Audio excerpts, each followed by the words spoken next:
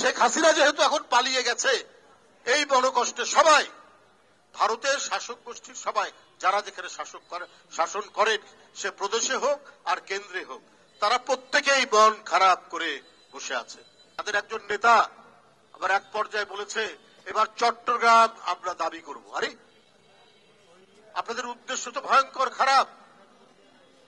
একটি স্বাধীন সার্বভৌমত্ব দেশের উপর একটি অংশ আপনারা সেটা দাবি করবেন।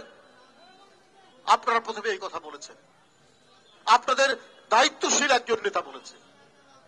তোরা আমি বলেছিলাম যে আপনারা যদি দাবি করেন তাহলে আমাদের নবাবের যে অংশ বাংলা, বিহার, উড়িষ্যা, সেটাও আমরা দাবি করব। এবং এইটাতে পশ্চিম বাংলার মুখ্যমন্ত্রী অত্যন্ত নাকি গোস্বা হয়েছেন, কষ্ট পেয়েছেন। বলছে যদি আসে বাংলাদেশ থেকে উড়িষ্যা, বিহার এগুলো দখল করতে, আমরা কি ললিপপ খাবো?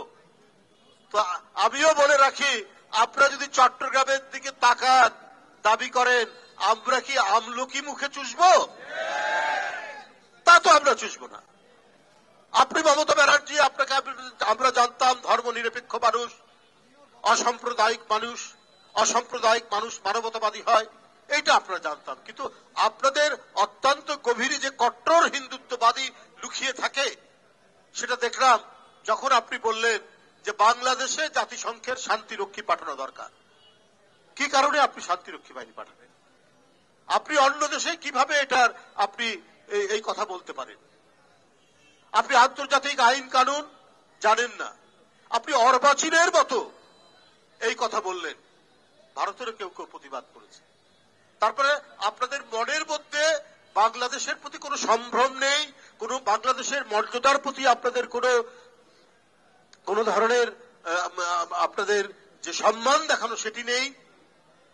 আপনারা সবসময় মনে করেন যে বাংলাদেশ আপনাদের তাবেদার হয়ে থাকবে।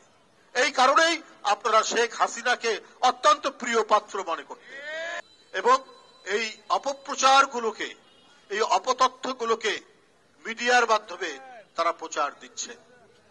তাতে কোনো লাভ হবে না।